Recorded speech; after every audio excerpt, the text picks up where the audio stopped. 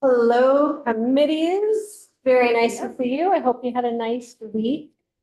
Glad to be back here on another Tuesday afternoon with y'all. So this afternoon, we are going to meet the new Commissioner of Taxes. We are going to talk about school budgets and school budget votes and get an update on that, as well as a discussion of possibilities for the yield bill. And then it's kind of a jam-packed afternoon. And then we are going to spend some time with Megan Roy from the Commission on the Future of Public Education. So I welcome my committee back. We are here. Commissioner Schultes, would you like to join us? What I was thinking is that Commissioner Schultes could have a chance to introduce himself, tell us about his grand visions for the department, or even just, a little bit about yourself, sir. Then we could take a brief break, mute the room, and folks can do just like 5 minutes of mingling and handshaking and all the rest. So, floor is yours. Welcome. And yeah, well, thank you for having me, and thank you, Senator and Rep, for easing me into this through having some lunch at the State House in the cafeteria. It's been a long time since I've been here. I think it's like 30 years since I served as Commerce Secretary, which feels like yesterday, but as much as some things have changed, the cafeteria in the State House is not one of them. It's still a crowded, I said it was hot in there, exchange, and it felt like I was yelling at the whole time at the esteemed chairs. But anyways, thank you all for finding time on your agenda for to be here. My background's not very original in that I was born at Heaton Hospital down the street. I grew up in East Montpelier, if you know where the Sugar Shack is, just over the hill from that.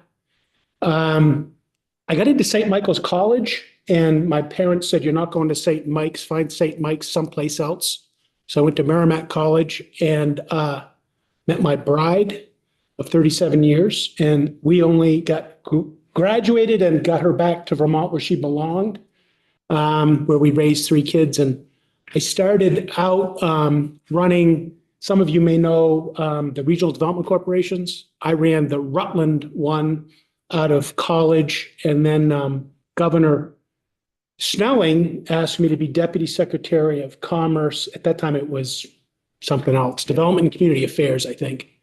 And two weeks later, his untimely event of passing occurred, and Governor Dean called me and he said, some of these people in my administration I want out, and some of the people outside the administration I want in. And he said, "You're the only person who's been appointed but hasn't served yet, so they told me I should start with you." And Governor Dean and I had a great chat. I think I was the first appointed person of his administration, and I served as deputy and then as secretary for 7 years. After that, I ran the Orton Family Foundation, which some of you may know the Orton family as being the owners and proprietors of the Country Store in Vermont, one of the largest direct-to-consumer businesses, although they have a store in Rockingham and in Weston. After that, I became executive vice president of the Vermont Country Store and then president and CEO for about 15 years. I took a year off, kind of a mid-career break, and then I was asked to be the president and CEO of the Vermont Teddy Bear Company, which I ran for 11 years until we recently sold that in large part to the folks that recently acquired the Vermont Flannel Company, which I thought was a great fit. It had become more like a child to me than I had envisioned it would.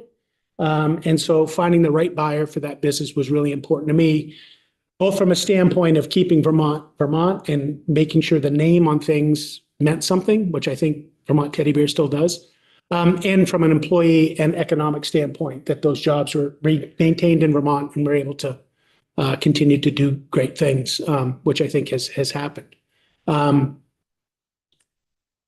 Governor Scott called me and said, "What are you doing right now?" And I said, "I'm actually trying to think about what I want to do next." And he said, I have an idea for you, but you need to talk to Sarah, the Secretary of Administration. And she and I had a great chat over the course of a couple of months. And Craig, as we all know, who left a great department, and from my perspective, maybe some others think differently, left a great department, and I'll speak more to that in just a second. I interviewed with both Sarah and the deputies, Rebecca, who's here, the Chief Operating Officer, Andrew Stein, and the legal counsel, Will. And it felt like a good fit. So I decided to come back to state government, which again, as many things have changed, some things haven't, but sitting in front of a group of folks who I'm sure pride yourselves as much as I do as being a public servant, it's great to be back in these halls and really working on what I think is probably one of the most historic times in the history of our state relative to change. And looking forward to making our staff and certainly the department available to work through that. The reason I was interested in the position, which tax wouldn't have been the first thing that I thought of, was once I got to know some of the folks that were there. And there was really three, I said this at lunch with the senator and the two chairs, there was really three things that I was using to base my decision on. The first one was, what kind of shape is the department in? And I was really thinking about the people. And I was only too glad to see and read that they had implemented a employee satisfaction survey, which was surprising to me that a department that's doing tax and a regulatory function could have an 80% or better employee satisfaction survey, which to me was like an alarm bell going off that was inviting to me, not only that we had good people, but that the department that Craig was leaving was in good shape. And so I think we all should be benefited by that, not only in our day-to-day as we head into the tax season, but as we grapple with significant public policy questions like we're working on today regarding education and some of the other transformational pieces of legislation, which I think will have far-reaching implications and outcomes as we work through that through the rest of the session. The second criteria that I looked at was, and it may seem odd to some of you, was technology. So much has happened with technology that I have gone through in my private sector life two, what I call them, central nervous system replacements, which is the technology platform that a business or an enterprise would run on. And they are grueling. And it's not just the cost. It isn't just the interface. It isn't just the launch, but it's also cultural. And it means that people who maybe were really proficient in the old system aren't going to be as good in this one, or the jobs that were being done in one way now need to be done in another. And I was really gratified to hear that that work had been done. And much of that, of course, as you all know, which was somewhat news to me, was so much of that is stipulated, promulgated security-wise through the IRS, coming through our department and making sure there's good walls, good practices around it. And again, the department scored really high, which really left the third area for me, which is why would I take this on, other than being able to come back as a servant of the public, was to focus on the public policy and legislative questions that our state now faces. That's what interests me, not figuring out how to make the department more efficient. That work's been done. Not in launching new technology to ensure security, and especially with tax records, that isn't going to be something that we wake up one morning and find out we have a big problem. That work's been done, which really frees up, I think, the commissioner, the deputy commissioner, and the staff, which is so far, it's unbelievable, the work that goes on over there to do the work that needs to be done as we enter into this legislative session, and the work that will certainly follow on regarding implementation of any legislative changes that will happen that will affect the department. So that to me was exciting. Maybe it's come as a poli-sci major when I was growing up and going through college, or the fact that across the hall here in room, whatever it was where I got fitted for my sport coat when I was a page for Governor Snelling when I was in the 8th grade. But Public service from a young age was always something it drew me, but more importantly, I liked it. And maybe that's not great cocktail conversation, but it's my pleasure to be here and to get to know all of you a little bit better and find out how we can work together to address Vermont's issues around stability, predictability, affordability, the things that I'm sure you all heard when you were up for reelection and as you enter this first half of the biennium. Thank you very much for joining us and for introducing yourself. Unless you have something you'd like to add, I think it'd be great to take a quick break and folks can sort of meet you on their own for a minute. And I would just say, my committee at some point, I assume, is going to interview you because we will have to prove your nomination. Just make sure you don't use the foil of me being in the 8th grade, you being the town mayor of Montpelier as the yardstick you use to determine my fit and readiness. Yeah, so, but I'm hoping with my committee, this might be our interview, so we can do a second one, but if you have any questions now, throw them out there. So are we gonna ask questions now? Okay. Well, thank you. It's nice to meet you, Mr. Schuldeis. I'm Senator Ruth Hardy. And my question is, one of the things that's always impressed me about the tax department, and it wasn't something that I actually necessarily thought of for a tax department until I heard former Commissioner Bolio talk about it, which was customer service.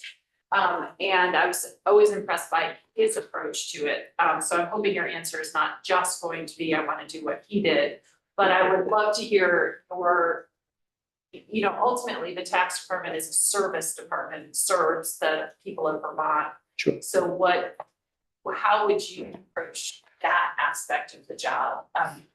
The employee satisfaction is impressive and wonderful. How do you approach public service or the service to Vermonters? Yeah, it's a great question. I was meeting with Andrew Stein, our Chief Operating Officer. I don't know if any of you know Andrew, but he's really bright. And I was asking him when I was being hired, what is the foil we use for evaluating people to come in and work in the tax department? And the first one that we talked about was, are they critical thinkers? Do they understand the questions they're being asked? And are they in a position where they want to try and help that individual find the answer, the solution? Which I thought was, for me, check. The second one was management. And when I say management, I'm thinking about management of people. So how does the boss act and how does that transcend the rest of the organization? And how does that help people to feel like they have been empowered and they have the tools to do what's best for Vermonters, in this case, our taxpayers? And I thought that was a great answer. The third criteria, which is kind of dry, but really important, I think, in the tax department is, do we have the subject matter experts on staff to be able to answer the questions and understand the questions are being asked and get them the answers? And during this time of year, as you can imagine, running a department that has a call center and has people calling in every day, it's really important that we're able to efficiently give them the answers they're looking for or direct them to the place where they can. And I've been slowly making my way through the 133 state, which was, I think it was the whole 4th floor tax when I was here last at the Pavilion building, or the 3rd floor, and now it's all 133. So it's 167 employees. So we have the resources that we need and people who are schooled and understanding what the questions are and how to answer them. That was great. The fourth one is a little bit more nebulous, but I think it's really important. And I think it comes out in our employee satisfaction scores, is what's the culture, what's the values, what's the fit for an employee, and are they ready, willing, and able to serve as an employee in the tax department to give people that, as you point out, level of customer service. And as I said, I went through and it was a little bit dry, but going through the surveys and understanding where we had work to do and where we had more work to do. The one thing that we're talking about now is at the end of a service call, what feedback do we want from the person who's received that interchange or exchange with the, in this case, taxpayer or service provider, could be an accountant, could be another. And we're going to work on that so that we have the feedback and not just to a score of 1 to 5, like you might post on an Amazon posting after a purchase. But if it's not a 5, what are we going to do about it? And what was the root cause of the problem? And so, as you point out, service is really what we do. On the compliance side, I believe that tax and tax policy should be self-evident, and therefore compliance is self-administered at the time of filling out your tax return, or your accountant is, so that you can do that, comply, pay your taxes and move on. And so the communication side of that is really making sure that when we do promulgate new legislation, is making sure that the forms, the codes, and the communication is such that hopefully much of that is self-evident. And if it's not, we have people on the call center standing by to help people through that. Okay, that sounds great. One of the things that I'm concerned about is your department is gonna be more on the front lines and sort of on the hook for a lot of the confusion and frustration and anger that people are gonna have because of the cuts at the federal level.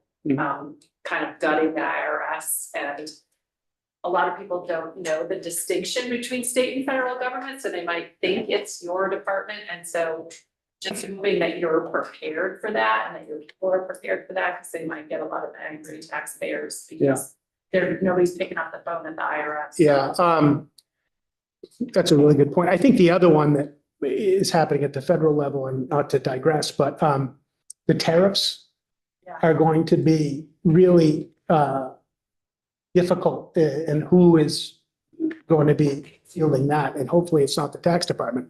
But I know, having run a business which had a whole department on global sourcing, you buy those products 6 or 12 months in advance, and you buy them at a set price that don't include tariff. And so if you're going to be subjected to 25 or 30% tariffs on that product, and you haven't thought that through or anticipated that, back to my belief, stable and predictable tax policy is what investors look for, is that what's going to happen is you're not going to have been able to print that in your pricing. And where does that gap get funded, and how does businesses that were profitable or marginally profitable succeed in an environment like that? So there's a lot of change happening at the federal level. Thank you for the heads up to make sure that I'm not fielding Washington's problems, but I can only imagine. Yeah, okay.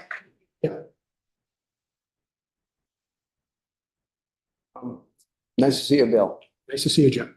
I'm Bill. Representative Mazel, I apologize. I want to go back, Mr. Schuldice, go back a while. And I need to start sort of circular and come around to what's going to be a compliment. If you don't mind. Brace yourself. I built houses. My dad used to say that to me, and I always felt like I just got taken to the woodshed. I used to build houses for a company in Norwich that went under during one of the recessions or savings and loan, or some kind of thing like that. And one of the things I noticed and was brought about their demise is that the president would hire people with the same deficits that he had, and they compounded and things went to hell. I noticed when Bill was commissioner of economic development, or whatever it was way back then, that Mr. Schuldice was deliberately hiring people with skills different from his own. And you've confirmed that this afternoon. And I think that is a remarkable attribute in someone who heads up something important, because when we hire people with their own deficits, well, all hell breaks loose later down the way. So it's nice to see you, Mr. Sir. Glad to see you. Glad to work with you. And nice to see you here this afternoon. I'm repeating myself, but I'm sure we'll find plenty of ways to work with each other and bump up against each other if that's necessary. So I look forward to working with you. Thanks. Thank you. Everybody's silent here. Yeah, let's take just a quick 5-minute break, folks. Perhaps while we're taking the break, if you could think about whether you think that flannel pajamas would be taxable if they were on a teddy bear. Or were they not taxable on a teddy bear? Who knows? And maybe after the break, you could let us know. So it's interesting that we didn't do that, but the new owners are now, Vermont Flannel is putting in their windows teddy bears, custom made with flannel shirts. I mean, who wouldn't? Right. Yeah. Well, If a teddy bear wasn't cuddly enough, you might as well put a flannel shirt on it, really put it over the top. thanks. So we're gonna take a 5-minute break, folks. Thanks, everybody.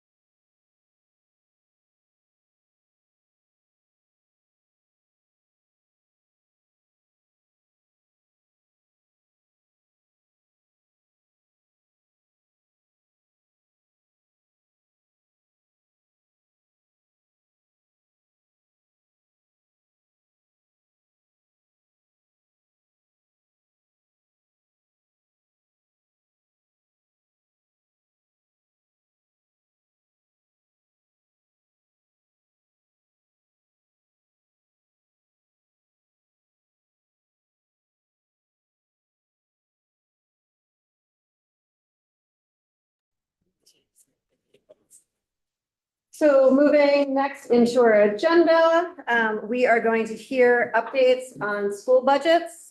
We have more witnesses than usual today because this is the week after town meeting break. And so we're going to also talk to the Superintendent's Association, School Board Association. Before that, Sean, would you like to join us and give us your standard update? Sure. Thank you. And I believe this is posted on our committee pages as well, folks. You want me to share? That would be delightful. Thank you.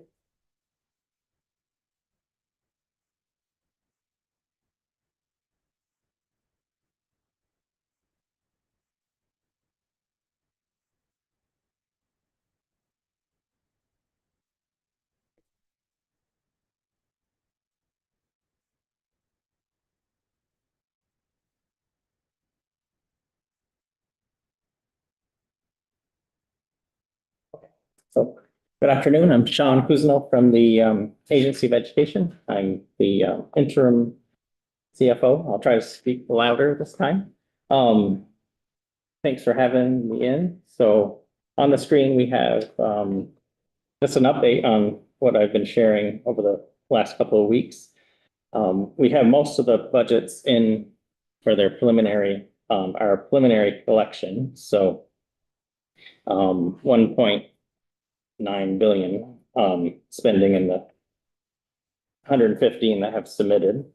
We're using previous estimates for 4 districts. The largest one there is Essex, who they vote later, I think in April.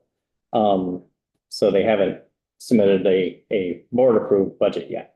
And then there's the 3 Gores and unorganized towns are the 3 at the bottom with only a few ADM there. And let's see, so our increase over last year in net spending is down a little bit from last time I came in, 5.83%. So 109.55 million over last year at this point. So we're down, I got 2.3 million from the last time I was in here. And let's see, I've listed the districts in over the spending threshold. I believe those are the same ones as we talked about last time. I did try to answer a few of the questions that came in. We'll continue on to those. Well, I have the failed budgets and at spending figures, the percent change over last year and the long-term ADM, weighted ADM counts. So I believe there are 9 there. Thank the School Boards Association for sharing that data with us. Let's see. And I think someone asked, how are people, how are districts by size keeping either spending more or less? And we just shared here a few different categories and the number of districts that are keeping it below 5% and above 5%. Just a random number I picked. So it's pretty mixed. The smallest ones, most of them are keeping it under 5%, and the others, it's a mixed bag on if they're keeping their spending under a 5% increase. And for the ones in excess spending, the question was asked, are there long-term weighted ADMs going down?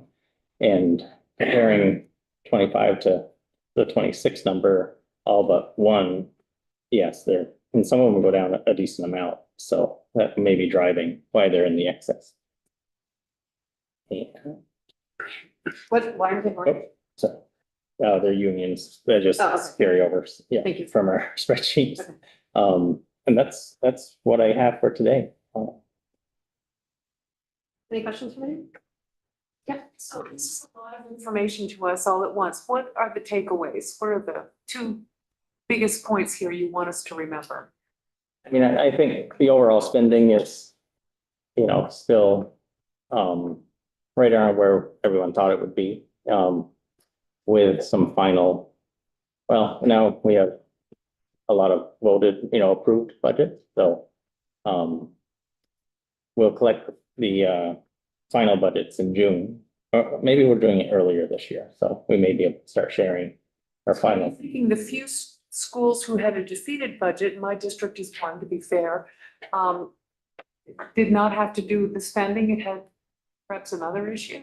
Is that what you're saying, or? They may not be in the excess spending, but yeah, I guess their increase over last year was more, I guess, than the voters want.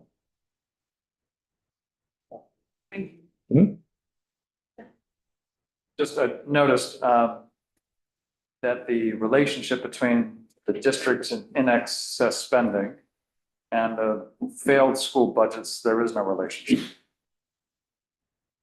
And then just the question, even though those school districts that are in excess, they've cut their spending except for one, and they still are in excess over the excess spending threshold. I don't know if they cut their spending. Their long-term weighted ADM has gone down. Fair enough. Yeah. It's higher per pupil if they don't cut their spending. Thank you, right, I was reading that chart wrong. Yeah. Yeah, so the long-term weighting went down. Yeah, On that same point, I'm curious, and you maybe don't have the answer to this, but would you reflect on prior to Act 118 with the pupil weight changes? Is this abnormal for the number of districts that hit the excess spending threshold, or was it historically about 8 to 9 communities that were also affected by pupil changes, as there seems to be a relationship with the weighted pupil counts to right. Yeah. How long has the excess spending been? You suspended it for 1 year last year. Just this year.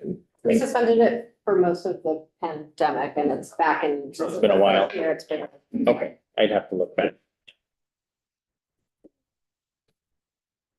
And relatedly, I guess I'm wondering if the sense is this bad policy that the excess spending threshold likely triggers when weighted pupil counts decline? Or is that what we effectively want to have accomplished?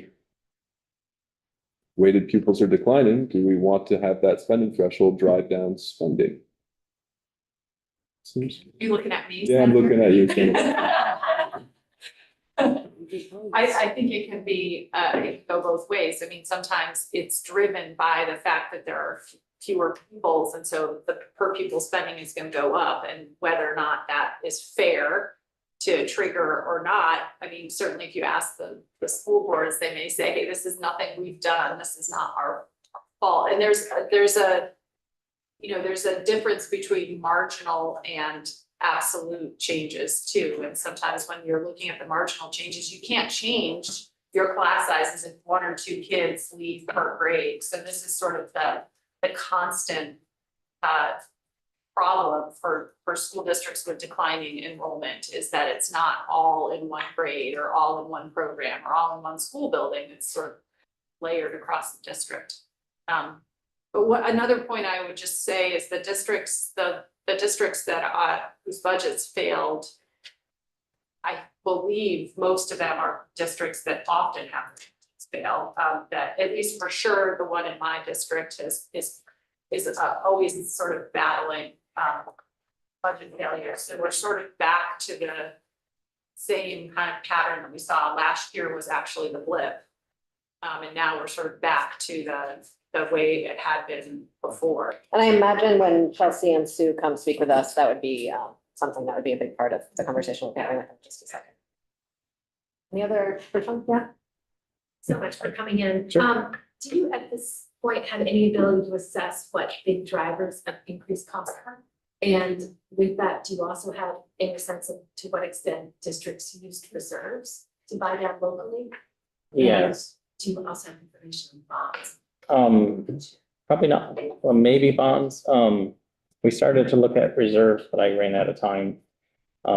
We should be able to see some of that. And then the drivers, yeah, we do have more detailed data this year for, I think the majority of districts, so we can work on that between now and next time.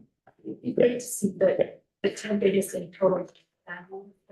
since the percent change. Mhm. And, with respect to bonds, it'd be interesting to know who moved a bond and to what extent that is now, what's that being needed? Okay. Costing us. Thank you, Sean, for Yeah. this. Is great. I looked at the list of failed budgets and I didn't have a chance to go through each one, but I know a few of them are sending districts and don't have high schools. Do you know if there's a correlation between failed budgets and whether or not they send their students out? Not, Yeah.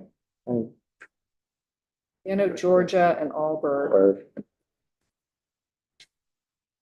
Yeah, maybe, yeah.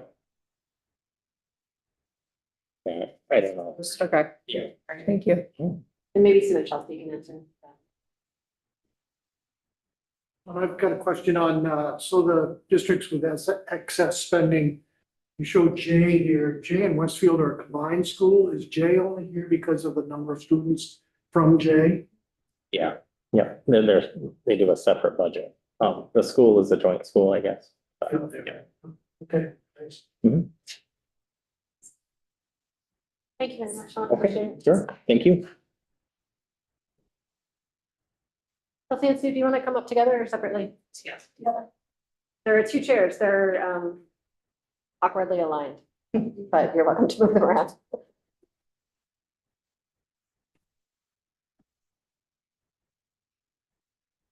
Thanks for all your work to always promptly track all of this. I have to give immense credit to our office manager, Christy Tate, who you don't see here. She works from very early in the morning on town meeting day until the end of the day and does a lot of the legwork. So thank you to Christy.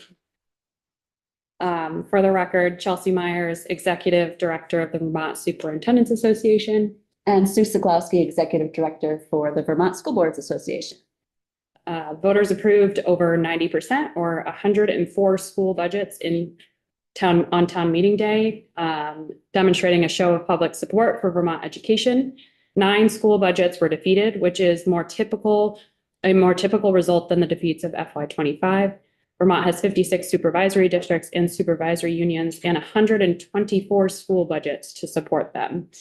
In this year's March votes on Tuesday's town meeting day and the previous days, 113 budgets were voted upon. These range from small towns like Holland to the state's largest cities, Burlington, Rutland, and South Burlington. 11 budgets will be voted on between March 10th and May 13th, including the Essex Westford School District on April 8th. You'll find a link below about the live spreadsheet results in our testimony. And as those additional budgets that are being voted on later, we'll update that spreadsheet for you all. Out of the 9 defeated budgets, 5 have a history of prior budget defeats exclusive of FY25. So that's Elberg, Georgia, Slate Valley, Springfield, and Wolcott. 3 were defeated last year alone: Fairfax, Ludlow, Mount Holly, and Payne Mountain. And 1 does not have a history of a budget defeat in the past 10 years. So we looked at budget results from the last 10 years of who were defeated. And so 5 out of the 9 have a pretty common history of being defeated, and the other 4, not as much. I'll talk a little bit now about one of the factors that goes into school district budgets, which is the cost of health insurance premiums. And of course, those are included in school district budgets and paid for by Vermont taxpayers. The cost of public school employees' health insurance exceeds $300 million per year.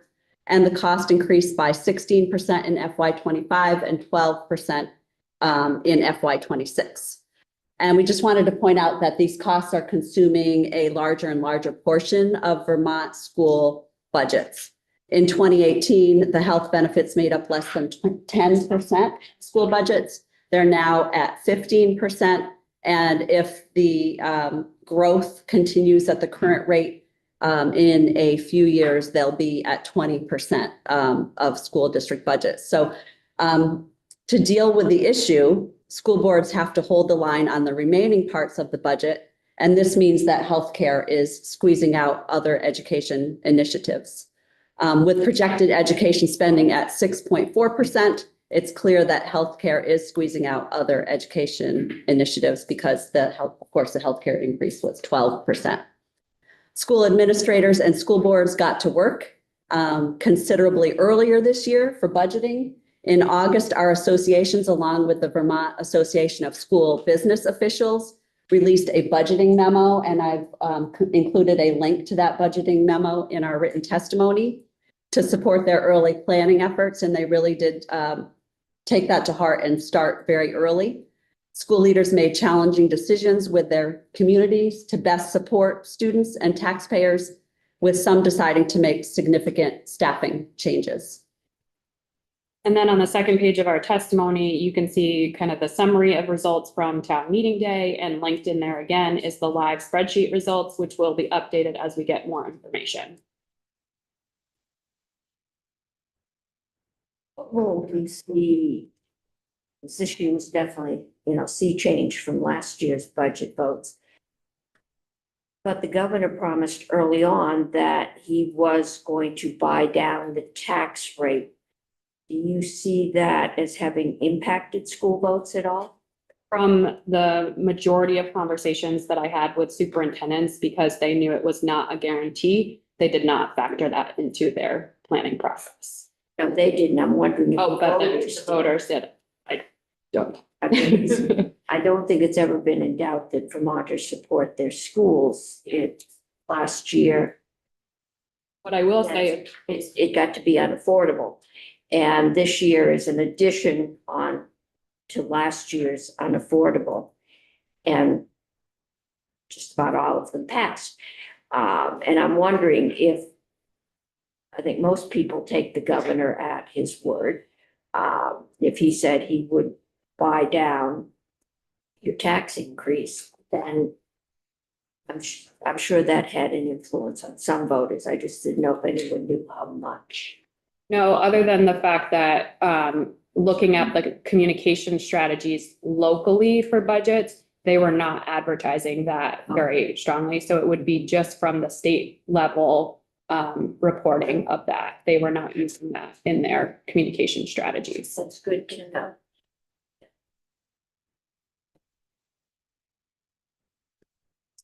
The budgets that are scheduled at a later date, I don't know this.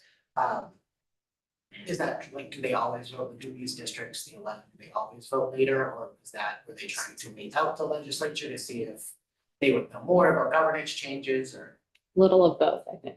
Well, last year, some of them changed to a later date for reasons related to Act 127, for example, and I think some of them stayed within that trend, but we typically see around 8 to 11 or so voting at a later date.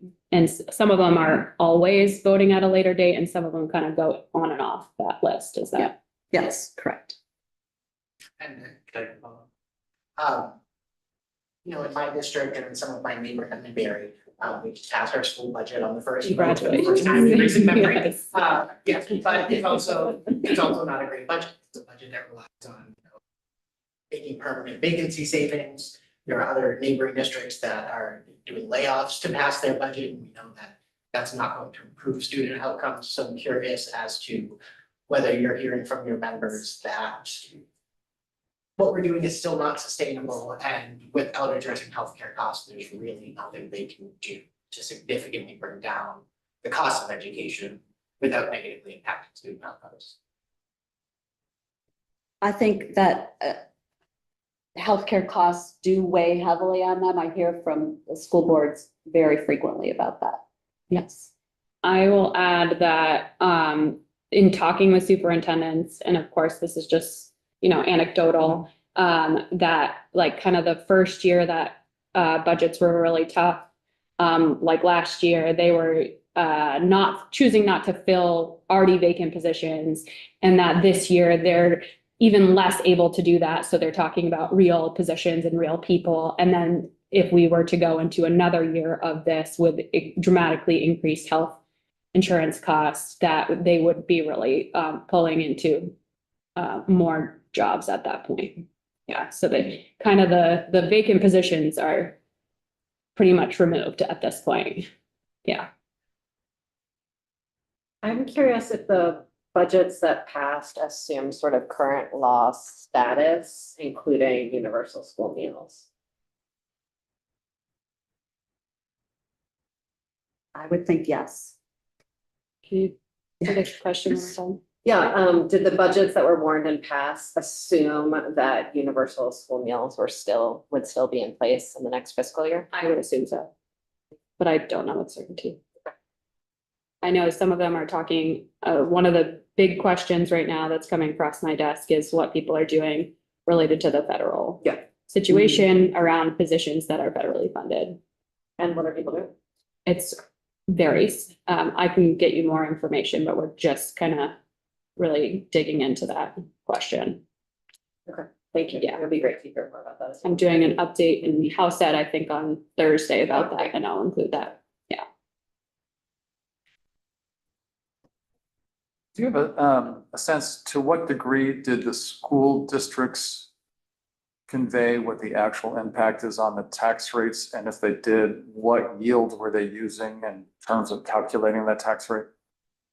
They use the yield that is like most current with when they warn their budgets. And yes, I think that it benefits them to convey the tax rate implications because the per pupil percent increase is actually less stable. So it was included on the ballot. That was one thing we heard frequently from superintendents is that the ed spending percent increase could have gone up tremendously, like in the 10% range, but tax rates were still going down. So they really had to communicate accurately what the town by town percent increase or decrease was because of that kind of instability in the percent increase because of some of the changes related to long-term weighted ADM. Some were hit pretty drastically by changes in the poverty weights. And so they were highly communicating what the tax rate implications were from town to town. Yeah. And then the yield, because there's several different versions Yeah. about the fall and then right up until last. So when the budgets were firmed up by the school boards, was it a December figure they were using from AOE? Was it what were they using? I could pull up the ed funding and see what the number was, if that's helpful while Sue talks. Yeah, I think that it varies from district to district. Some of them will rely on the December letter number, and others will use an updated number. But they try to be as I would say conservative as they can, so not to show a lower tax rate than they expect. And I'm asking because we're at the point of setting the yields, so trying to meet voters' expectations. They did, I'm pretty sure that the majority of them, like I said, did not use the buy down yield. They used not the December 1 letter, but like a couple, maybe like the second one after that I send out the ed fund outlooks to superintendents pretty frequently. So whichever one was closest to when do they warn their budgets? In January. In January. So the one closest to January. Okay. Thank you. Rebecca. Thank you for coming in and for all your work. I heard concerns from our local boards about the long-term weighted ADM, and one district even put on the slide that they've been compelled to validate the long-term weighted ADM, but they knew the number was incorrect. Are you hearing concerns about data? Yeah.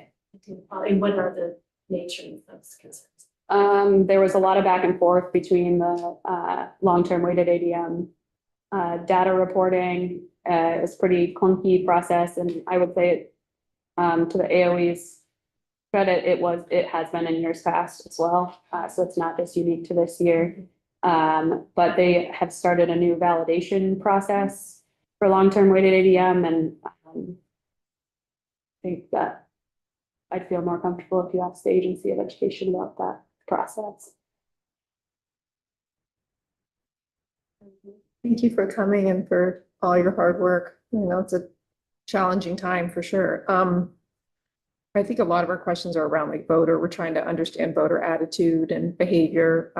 And I remember, I think it was last election cycle, it seemed like a lot of the budgets that went down were associated with districts that had consolidated, if I'm not mistaken. And so just getting back to my previous question, I'm concerned about, or would like to know more about the budgets that failed. Are a lot of those or more than two? I know two are districts that don't have a high school and send students out, because we are potentially contemplating some pretty serious consolidation and, you know, changes in our system. So I'm just wondering if you could speak to that at all. By my count, it's a little more than half that are tuitioning districts. Thanks, yeah, no, just Heard some examples from budgeting, just like last year, where tuition is tuition. And so what happens is that you end up having to make considerable cuts in the schools that you do operate in, because there's not a whole lot of control around tuitioning. Anyone else? Thank you both for all your work. Thank People you. must communicate right now.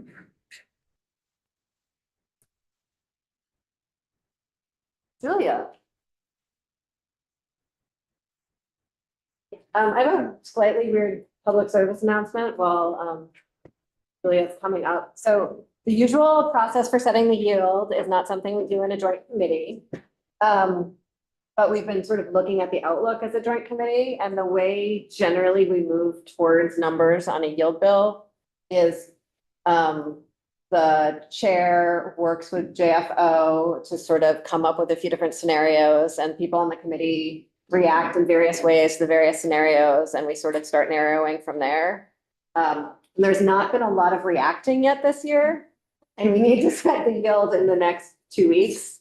So I'm just sort of encouraging people to feel more engaged in this. And if House members would rather do it without the Senate around, we'll schedule more testimony. Or if you just need me to say, please have more opinions, I don't know. But just sort of wanted to add that as a public service announcement. This is a fun chance for senators to help set the yield before it gets due. I think it'd be fun to watch how sausage making is done in the other body. So I don't know if usually Senator Beck has much more opinions when he was a rep, and it's the absence of you that's confusing me this year. I really don't know, but Julie and I were reflecting on how it just sort of feels slightly. Maybe it's just we're all thinking like far into the future and we're not like sitting in the now. Yes, but we still have this year and FY26. So yes.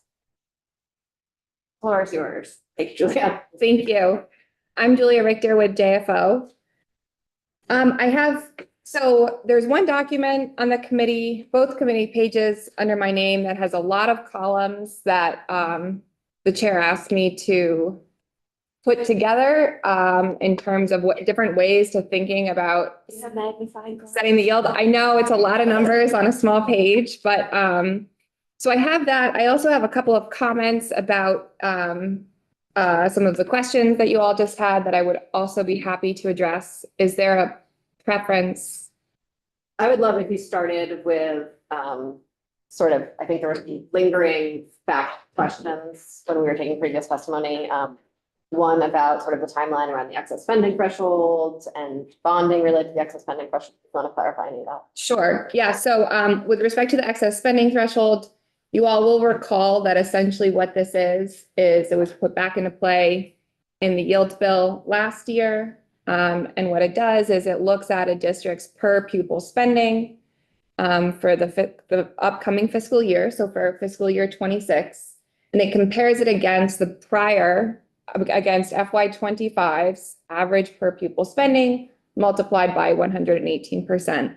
The piece that I wanted to remind, or there were actually a couple of pieces I wanted to remind both committees about. One is that included in that reinstatement of the excess spending threshold last year, all exemptions and exclusions were done away with for the excess spending threshold, with the exception of one. And the one that remained, or I guess was added, was for all bond, principal, and interest payments on bonds that were approved prior to July 1st, 2024.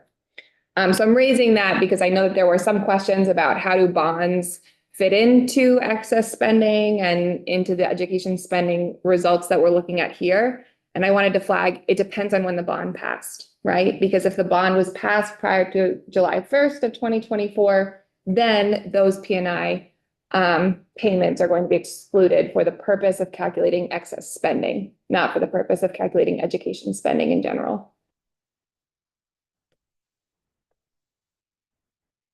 There are a couple other pieces that make it challenging to compare excess spending penalty districts now to prior years. One is what we just spoke about, the repeal of all of those exclusions and exemptions, but also the basis upon which we're measuring what is considered excess spending was also changed. So before it was being compared to fiscal year 2015, now it's being compared to fiscal year 2025. In between 2015 and 2025, there's a lot of policy changes that have happened. And also the percentage that was used to calculate the excess spending threshold was changed. So now it's that 118%. So that was just a little bit of background that I thought would be helpful when thinking about the excess spending threshold. And then one other piece, shall I continue in my notes of things that I wanted to share? Another piece that I thought would be helpful to mention, just you all probably know this, but for it to be said out loud, that all of these, this 5.8 or 5.5% increase in education spending is talking about one piece of a multifaceted puzzle, right? We're not talking about the change in spending on education. We're talking about that technical education spending, which is a school district budget minus all of its offsetting revenues. So we're looking at a change to the prior year. So that's a 5.8% increase on top of whatever it was last year. And we're not looking at overall, when we're talking about education spending growth, we're not looking at overall budget growth. We're looking at education spending growth. And those pieces that impact education spending are going to be your categorical aid, your offsetting revenues, if a school district is or is not pulling from reserves, if they did or did not pull from reserves in the prior year. So there's a lot of pieces that are not explicitly, but are being reflected in that one single number that I just wanted to flag. And then spending on education writ large across the state that is not education spending. Do you have a sense of that sort of what rate that's been growing? Not off the top of my head, but I certainly could. I know I put it together. It is reflected, the spending on education, if we're looking at it solely from the state level, is going to be reflected in our total uses line of the education fund outlook. However, we know that there have been fluxes in federal funds coming to the state on education. I'm thinking of ESSER dollars, for instance. So depending if we're thinking about solely state dollars on education versus state and federal dollars on education, it'll be a different answer. But I would be happy to prepare something for the committee if that would be helpful. Madam Chair, and to that degree, as Representative Holcomb was asking, if there are some school districts that were using the reserves. So if you're talking about total spending, is there any way to capture what they're pulling from the reserves to actually support the spending as well? Because it's not going to affect the education payment on it, right? Yeah, that would be a question for AOE in terms of if they could pull out that granular level of detail. Okay. And Julia, I don't know if you want to answer this now, but I always thought that the tuition for towns that were tuitioning out their high school kids, for example, or 6 to 12, that amount they had to pay was fairly well regulated, that it couldn't be more than the actual cost of educating those kids. There's almost a hint that these schools are charging whatever they want to charge to make money on the kids that are tuitioning in. Is that true? Has that changed a lot?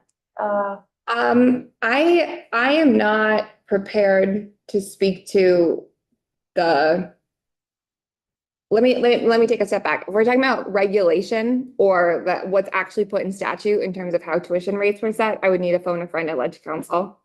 Because they would be able to speak to that in more detail. I will say that my understanding is that, there are certain stipulations for tuition setting and there can be a local vote as well to, pay more in tuition than what is stipulated. But in terms of how that shakes out in the data that you've been looking at so far, I don't know. Love to have that information. If you can just tell me where to find it or who to talk to. Yes. Absolutely. And we can have John and Beth in to talk about that too. Terrific.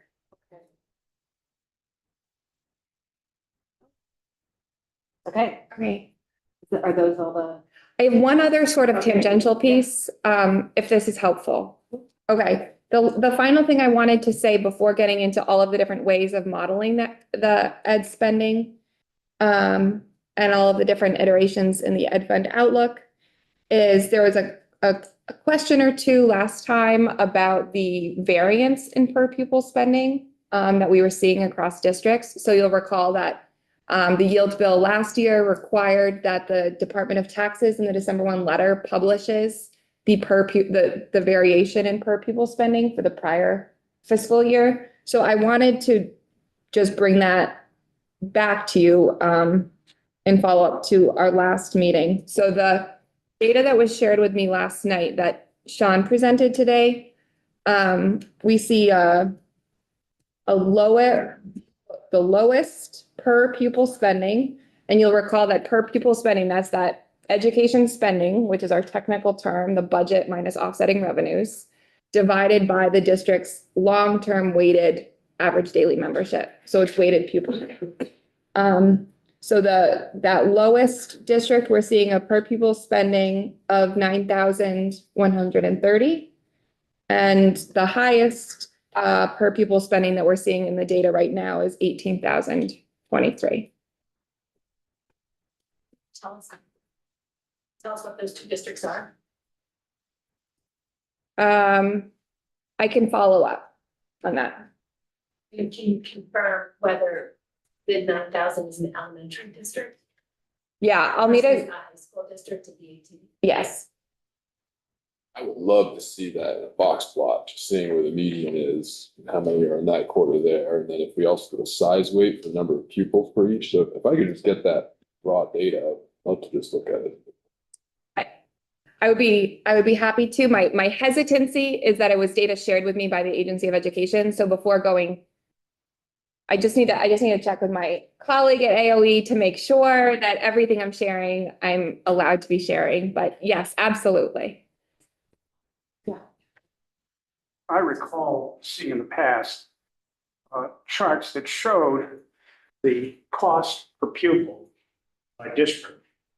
Looked at things such as the top 5 and the lowest 5, but also added to it those districts' scores on standardized tests for pupils. And I recall a number of situations that I could remember about some specific districts that had very low per pupil spending and among the highest in the state performance. I'm wondering if those statistics exist today so we could see some charting of that. Let me follow up with AOE to try to, I don't have the test score data at my fingertips, but that doesn't mean it doesn't exist. I know the commission has seen a chart, not with names, but high performing, low spending, low I saw performing, some high with spending. names as well. Yeah, there's a lot of little colored circles on it. I actually have asked the commissioner if she could put that into writing. Because just looking at the chart without names doesn't tell you a whole lot. Hoping they have it. Just respectfully repeat again that we be very clear what grade level we're talking about in each of those districts and also what the poverty ratio is for each of those districts as well, or the data is meaningless. And we'll just reconfirm all our biases.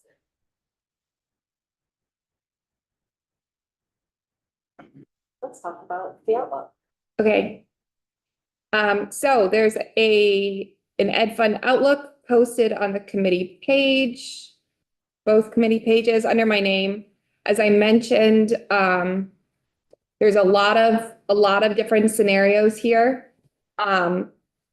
Before diving into what each of the columns mean, I just will mention that the data reflects the latest data update that I've done since the last time that you saw it was this updated school budget data that I received on March 10th.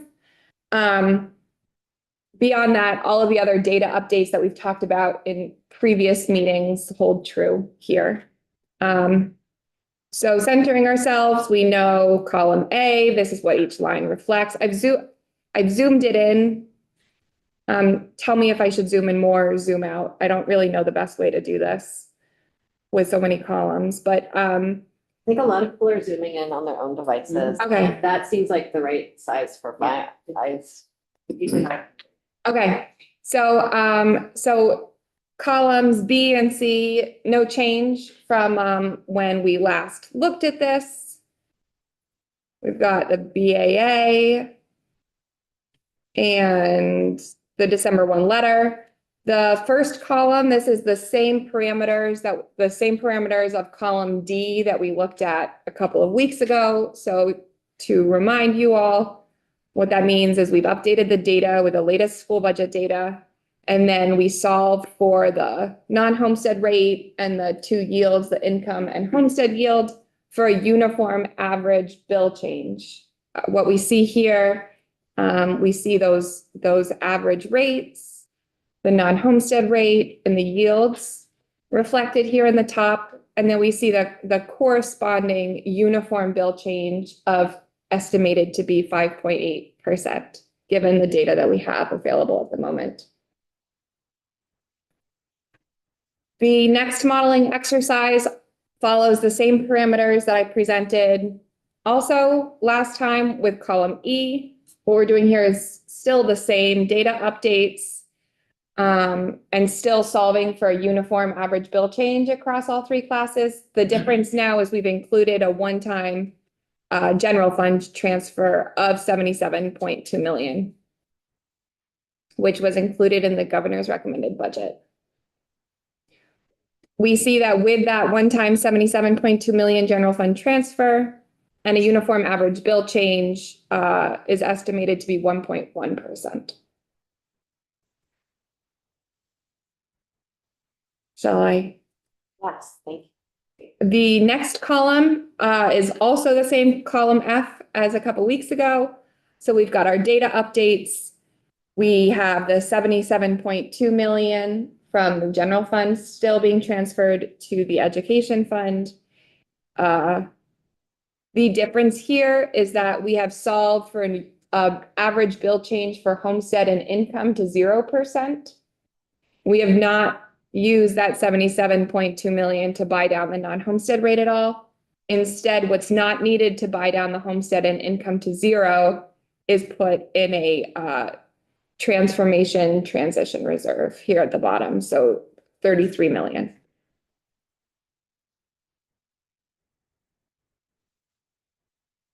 F. Column. Column F, yes. Column, I'm gonna keep going unless I'm stopped for questions. Column G. This is saying, okay, we're gonna transfer the 77.2 million from the general fund to the education fund. We're only gonna use half of it this year to buy down rates. So we're gonna use that half to buy down rates uniformly. So that would be a uniform buy down to an average bill change of 3.5%. And the other half of that 77.2 million would be put into a transition reserve. And folks, just a reminder that whenever we buy down rates with one-time money, we wind up with an identical cliff the following year.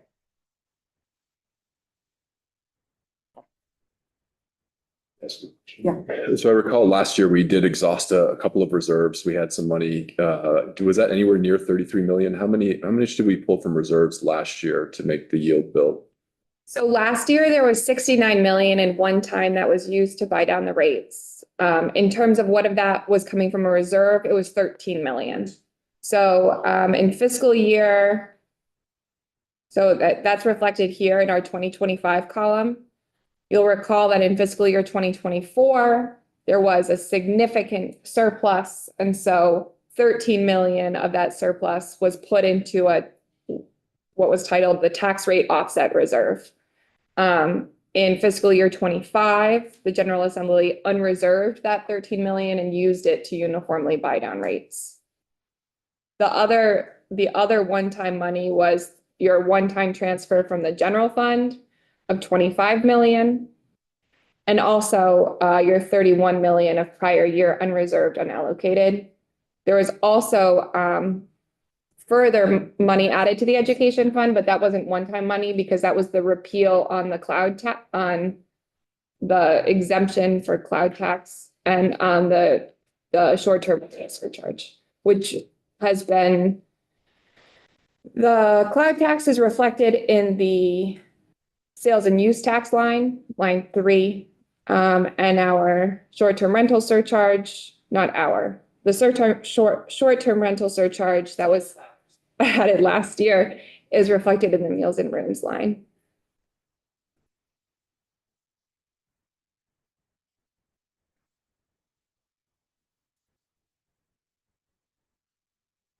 Let's do another column. Okay, I think that this is actually the final column that I prepared for today, column H. So column G, you'll recall that it has, assuming the 77.2 million transfer to the general fund, and then half of that is being used to buy down rates. The other half is going into a reserve.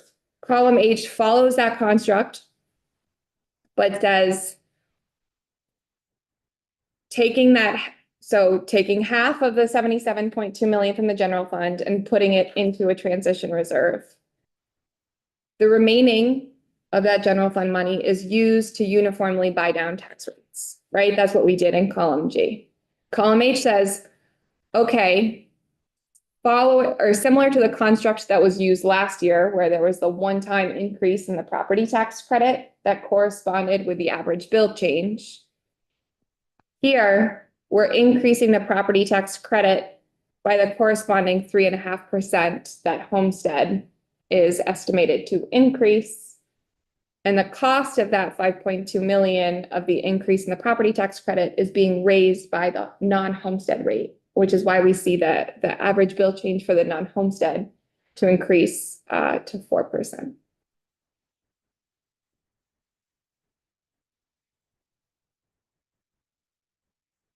There are pros and cons to all of these.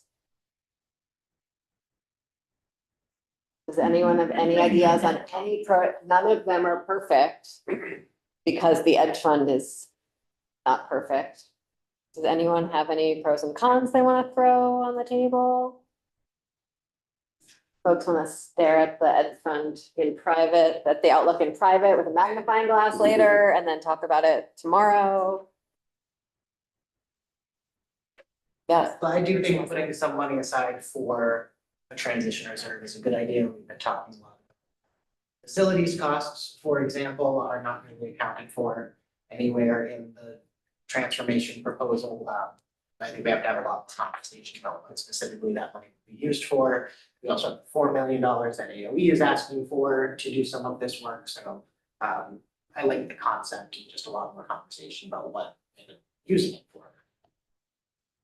And I think on the property tax credit, I have mixed feelings about another one-time property tax credit increase, because I feel like it just elongates an existing problem that we just have to solve, and it might give us might take the pressure off of us to solve that problem, and I don't know that that's a good thing. And to just pro your con or con your pro. I think all of the changes that we're contemplating putting into statutes this year are likely, like, there will need to be time for administrative changes to take hold. And so there's sort of the reality that there's only so fast that the policy is going to be able to be implemented. And so what do we do in the interim time? Since we're sharing our thoughts, I just would say that given the uncertainty coming from the federal government at this particular moment, I can't fathom using reserve money at this juncture. It just, there's too much uncertainty and really gives me pause to even contemplate that. What do you mean by using reserve? Using, So, yeah, Oh, the general fund transfer. yeah, to buy down. So I didn't, if I may, to Senator Gulick's point, I think what I heard you say is you would actually support putting money aside for a reserve to address that uncertainty in the coming year so that when we're back here next January, we have $30 million that we can then use like we used the 13 million last year. Is that correct, Senator Gulick? Thank you for fleshing out my comments. Just making sure. More. Yes, thank you. I think any amount we can put aside for whatever's coming at us would be wise. Just to clarify and then a comment. Do you want to put the full 77 million or just the 30 million that Senator Chin just mentioned? I mean, me personally, if I were queen, I would take all of it. I would take all of it and keep it for what's coming. Okay. It's hard to totally wrap my head around this without knowing what we're gonna do, or if we're gonna do anything and handle the sort of bigger long-term picture, because I think it's related, and what we do this year impacts what we're gonna do. So it's hard for me to separate the two of them, although I understand that this is a sort of annual exercise that we kind of have to do.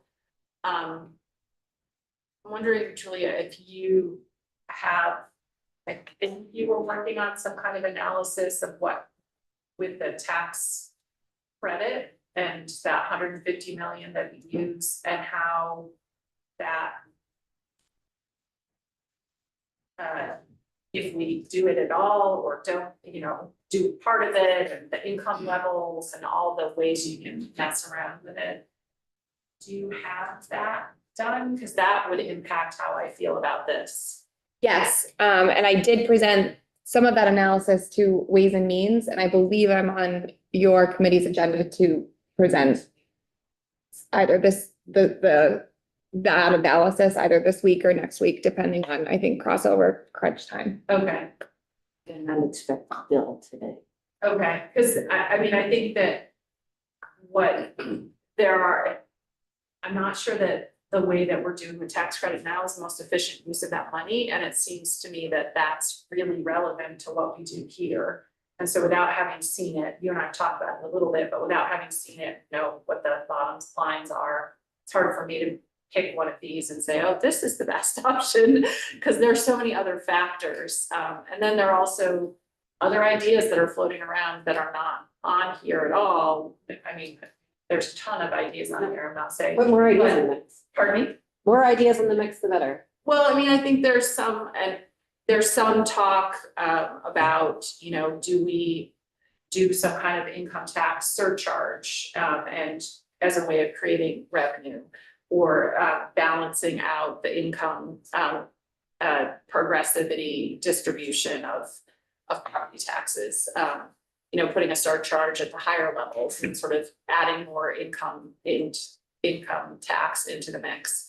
I know that not all of my colleagues at the table would love that, but that's certainly something that has been mentioned, and there hasn't been I haven't seen analysis about it. And that would also play into the mix because, if we can generate revenue, then maybe there's not as necessary for the transfer, or we could use the transfer for something else. I mean, there are just so many other factors that this feels a little bit incomplete, but. I think that any changes we can make to the property tax credit system and the homestead exemption is certainly not going to be able to be fully realized by July 1st. So it's, again, I think like we are probably stuck with current law for this upcoming year. And so we're sort of working with that. One of the things that I think about in the context of the reserve is 2 years ago, we put aside what felt like a significant reserve to weather a transition, and it was like pebbles. Yeah. And so that's one of my sort of, I have some degree of nervousness about creating a reserve that might wind up, dropped in an ocean that we could have spent very usefully in the current year, but yeah, I think Representative Odie has something on back and then Feltus. I would be really cautious about, any kind of income tax increase to solve this problem, because I think that, when an economy is strong, you really shouldn't go to taxing. And when you need to have some taxing capacity set aside for a recession or a downturn in the economy. And that is what we may be facing on the federal level. So I think that we should not tap into additional revenue sources for this at this time for this reason.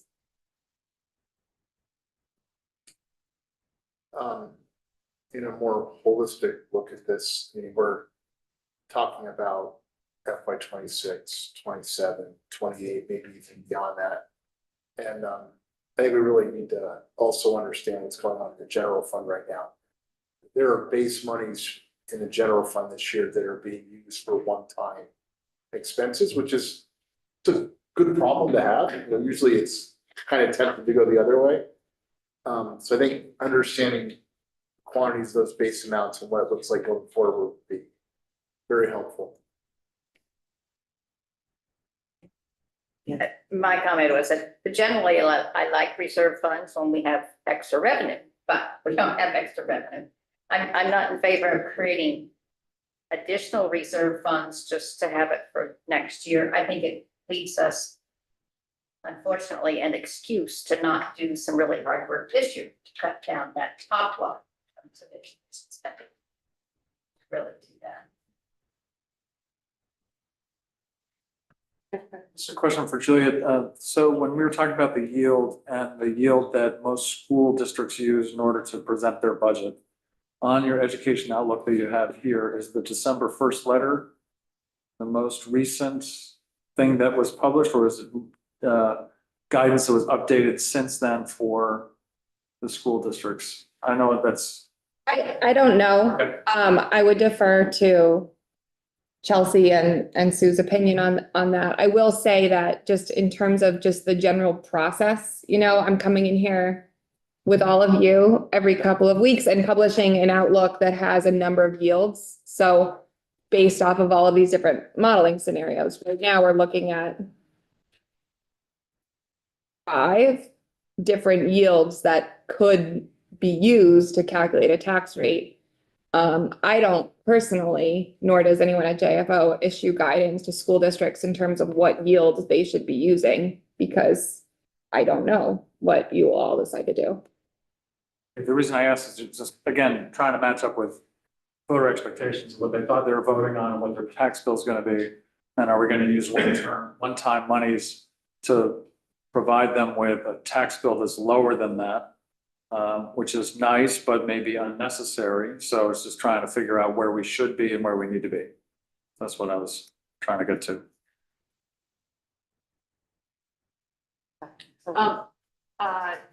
Just to clarify for Rep. Odie, when I was mentioning the proposal that's on the table, it's not mine necessarily, about income taxes as a surcharge. It's not in order to increase revenue, it's in order to decrease taxes in other ways. So it would be, I think the proposal would be an offsetting thing. So not to totally have more revenue, but to have the same revenue from different sources. But, and to Rep.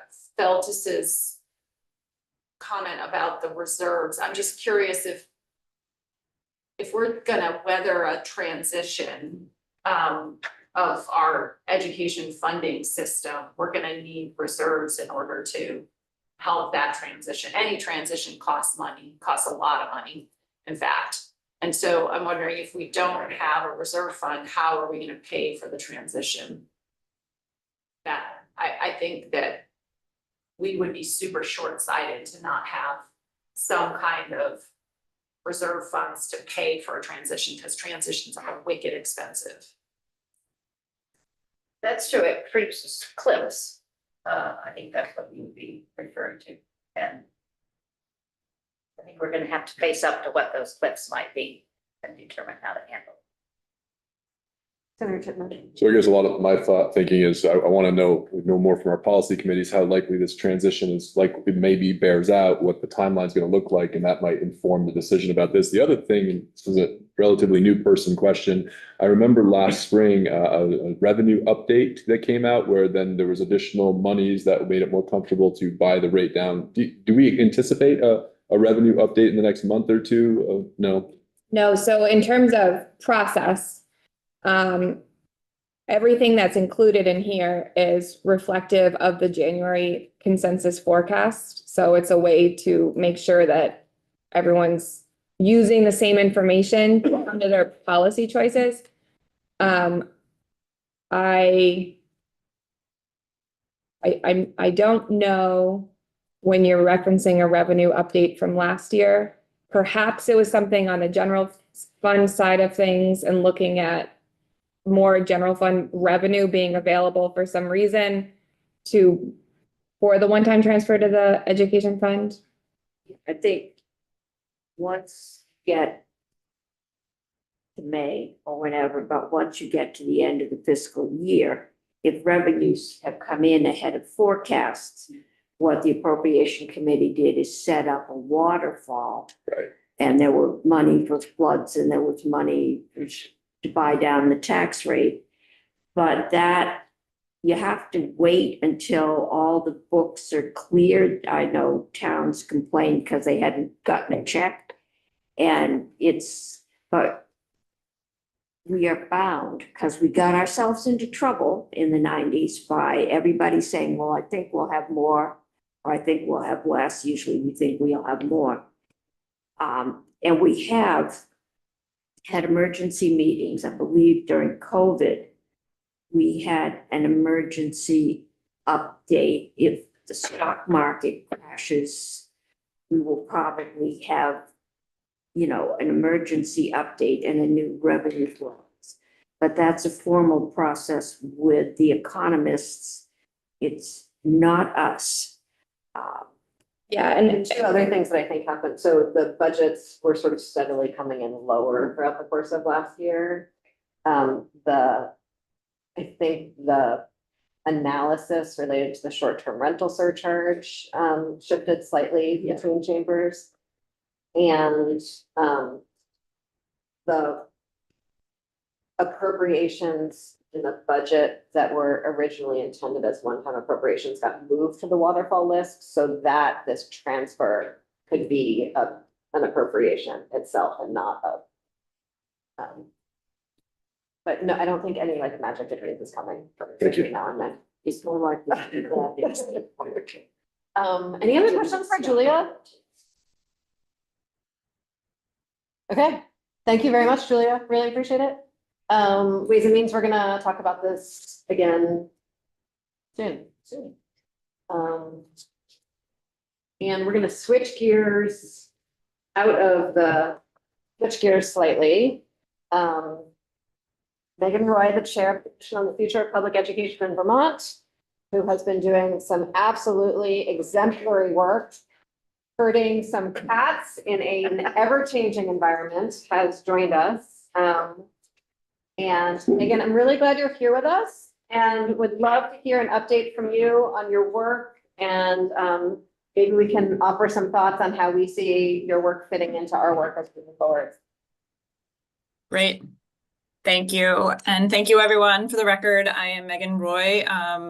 I coordinate the school leadership program at St. Michael's College, but I'm here in my capacity as chair of the Commission on the Future of Public Education. And again, appreciate the opportunity to sort of provide updates. I know you're running a bit behind. I will try to sort of hit highlights that feel most relevant. And I think that question that you posed is an important one to sort of get to. So since the last time I joined each of your committees back in January, the commission's really been trying to navigate a path forward that will allow us to be most useful to the legislature.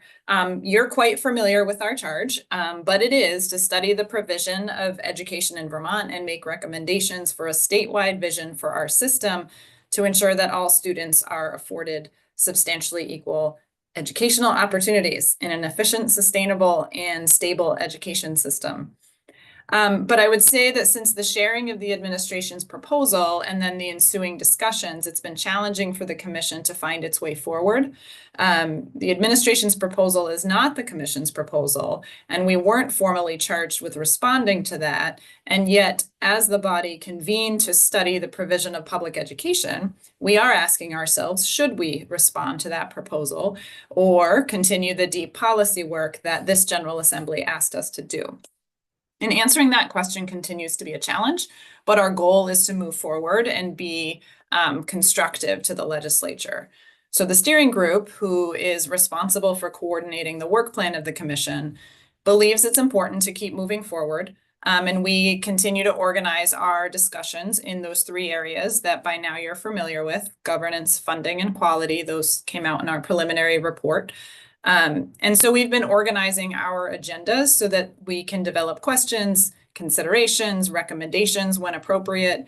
And this also allows us to respond to active policy proposals and continue to move our own work forward. You will see in just what I share today that we are trying to do, in a sense, we're trying to do both of those things. And I would also just add that, officially we're not scheduled to deliver a report until December, but obviously we think it's important to communicate our work in real time because you are doing your work in real time. So some of that will come in the form of updates like this. It also could result in more formal either issue briefs, could include preliminary recommendations. We'll sort of take that as it comes. So what I would like to do is summarize our last two meetings. And in February, because at least the chairs of your committees did receive an update from the February meeting, I will try to just highlight parts of it that feel particularly relevant to your committees. And then I'll talk a little bit about what we've done and what we're about to do at our next meeting. Our discussions have been pretty wide-ranging, so they are built to surround a certain pillar, and then they sort of expand from there, which is not surprising because all of the areas that we've identified are interconnected. So we organize our conversations to organize ourselves, and they touch, all three areas touch themselves. So what I thought was relevant, particularly for your committees, is that the February meeting in particular, the agenda topic was on funding, and specifically, we wanted to surface questions, concerns, and considerations for the legislature as it considers the merits of a transition to a foundation formula. Members reflected on testimony that you all have seen and other relevant committees, and here are some themes that emerged from that discussion. And again, I'm summarizing themes because we have not generated an official report with recommendations, but these still feel relevant to your committees. First, there's concern on the part of the commission that the sufficiency of the base, that the base amount in the administration's proposal is insufficient. It's very clear when considering whether or not a foundation formula is a good idea. Everything starts with whether or not the calculation of the base amount is sufficient. An inadequate base amount doesn't provide the resources needed for schools to meet students. And so the discussion at the commission is concerned about that. So the proposal takes almost $200 million out of Vermont's education system. And the commission is pretty clear that they believe that this magnitude of reductions would impact students. There was also discussion by the commission that there are districts that currently operate at scale, or at least at the scale identified in the PICUS report and other evidence-based practices around district size, and they would face significant reductions if this formula was applied. And so there's some question as to why that makes sense in systems that have achieved scale. There's concern, which is related to the sufficiency of the base amount. There's concern about the fact that the proposal relies only on the evidence-based model to derive that amount. There are more than just one method for developing a base foundation formula amount. I believe you both heard testimony towards that end. And commission members suggest that if the legislature is exploring this, that they should utilize all three of those models. And there's a reference in your written materials to Dr. Colby's testimony. And it's also, the commission talked about it being really important to include a mechanism for the foundation formula to be increased if there is a foundation formula. I'm going to apologize in advance. My lights might turn off because they are, there we go, they turn back on. Sorry about that. It's awkward when it happens. So the commission also talked about cost drivers. Any proposal to adjust funding or even governance won't result in change unless overall cost drivers are addressed. Instead, that reduction of spending will simply impact students. You're going to hear that often because that was talked about a lot by the commission. Cost drivers identified are not a surprise to your committees: healthcare, facilities, tuition, mental health services, and others. Commission members acknowledged, even though our agenda item for that day was funding, that it's hard to assess a funding model that's built on a governance structure that doesn't exist yet, which prompted a discussion about governance. So a couple of themes from that discussion. It's the belief of the commission that changes to governance, regardless of how many districts that ultimately came out of that, really needs to occur prior to the funding formula shift. And that's because the formula modeled in the proposal is based on a 5 different district structure. So it relies on savings that are gained from a movement to that structure. So decreasing funding before making those changes, again, only impacts students. Kind of reiterating, but the commission discussed that the savings reflected are derived from a structure that doesn't exist yet. So the amount of upheaval and disruption to the system that would occur if that proposal were implemented, and there was discussion about whether or not that magnitude of savings is worth, that magnitude of upheaval is worth the tax impact. So talk about upending our education system. And in general, the commission just felt like the magnitude of change involved in the proposal requires more time and contemplation to determine the merits, and then even more time for implementation. They talked about other implementation challenges in the state that have made it difficult for legislation, even legislation that is well-intentioned, from realizing its intent.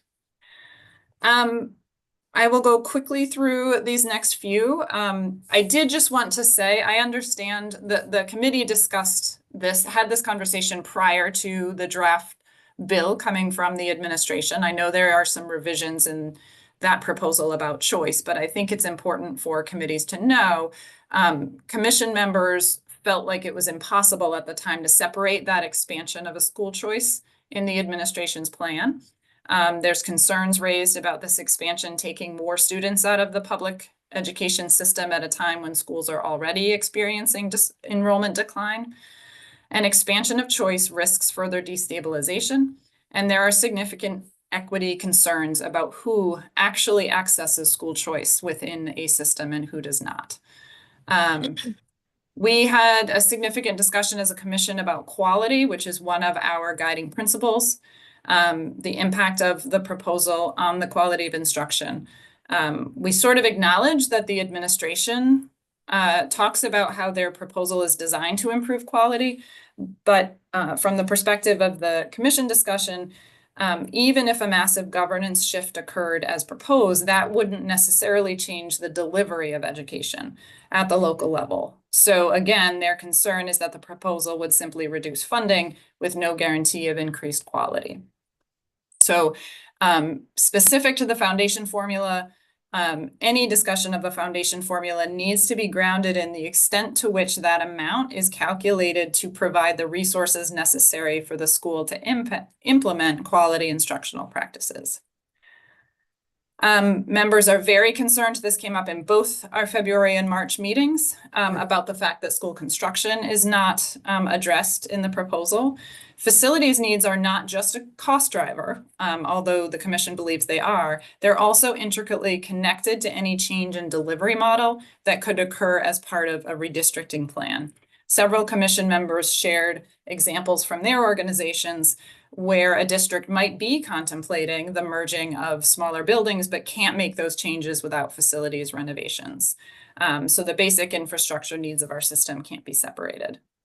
Megan, you're welcome to rush as much as you want on your own behalf. I know we started late with you and we can go later with you if you have more time. I understand if you don't, because you have your own life to live, but you don't need to rush to meet our timeline. And I'm sorry I didn't say that earlier.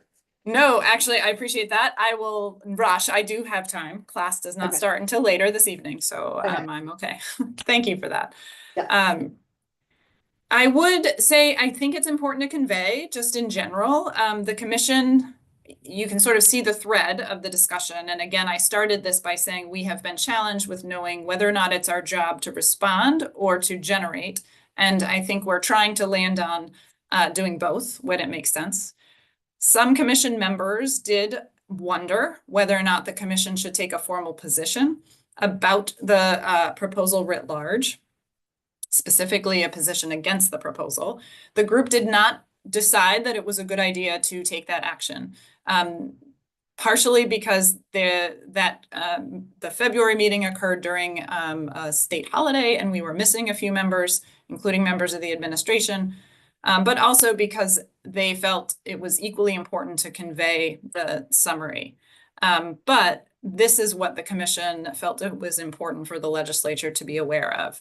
And that really is that the fact that the commission wasn't involved in the development of the proposal makes it really challenging to know how to best serve our work, at least the work that was given to us. And I think it's important for us to get clarity on that. We're trying to create our own clarity as a commission. But we were given a big charge and we've had the ground shift underneath us a little bit about that. I know that there is the perspective that the administration has collaborated with the commission, and I believe good faith attempts have been made, but communicating with the commission is very different than using the commission as a body to run suggestions through. The rollout of the proposal lacks detail, and we understand that detail comes, but it makes it difficult to adequately engage in responding and providing feedback. I think there's frustration from commission members around the rollout of the proposal. And again, commission members sort of feel stuck, unsure whether their job is to provide alternate recommendations, to use that as a base, to continue on its own work. The parallel track really hasn't been productive. The other concern that I think is important, and it's certainly a concern that we are trying to address from a messaging standpoint, at least as a commission, but the messages stated and implied in the administration's proposal are that Vermont needs a complete rebuild of its entire system. And we believe that that message alone degrades our public education system. Commission members voiced concern about messaging that faults Vermont educators, leaders, school boards, and communities for the challenges that we face today. Thoughtful questions are described as defending the status quo, and those who ask those questions are described as misinformed. This denigration further erodes the public education system. Instead, the commission believes that the design of any transformation should build on the strengths of our current system. This was a pretty important message that commission members wanted to convey. The commission met again on March 3rd, this time with a focus on our governance pillar. Again, we're trying to have these conversations in real time so that you have information from the commission. We started that discussion with a brainstorm and the guiding question, what are we trying to gain with the creation of scale through a governance change? In other words, if there is a contemplation of changing our governance structure, what are we trying to achieve with that? So that if there are recommendations that come out of it, we can ask ourselves if they achieve what we hope to gain. The conversation was pretty wide-reaching. This part I'm trying to drill down. The most common gains centered around increased operational efficiency, and also increased opportunity for students. Can we create that with additional scale? The risks identified, and again, I can certainly share more or answer questions, but these are themes. There's sort of an acknowledgement that a governance change alone does not reduce costs. There has to be a corresponding policy lever for cost containment or addressing cost drivers. And again, this is a repeated theme, but cost containment without addressing those underlying issues of cost drivers and also delivery will only reduce services for students. Governance change and therefore consolidation can't be done without addressing construction and facilities. That was a theme that was pulled out pretty concretely by commission members. And there are just a number of operational challenges that will require thoughtful analysis. I know business managers have outlined these pretty explicitly, but there include the ones that came up, and there are more, but the merging of collective bargaining agreements, which is related to teacher salary, local engagement. There was a lot of discussion at the commission around the extent to which local school councils are as effective as they could be around local engagement. So the greatest question I would say that the commission is discussing is just that broader one of, is upending the current system worth the potential gain for efficiency, and will it realize the increased opportunity it hopes for? During discussion, commission members made clear that they believe there are steps we can take to improve quality, funding, and governance. The commission does not wish to maintain the status quo. And I think that's an important message to highlight. The commission is trying to do this thoughtfully because that is how it believes that good policy is developed, not because they're trying to slow this down so that nothing happens. And sort of our immediate next steps, and it's a pretty important element of this, and it kind of goes back to, does the legislature continue to want the commission to do its work this way?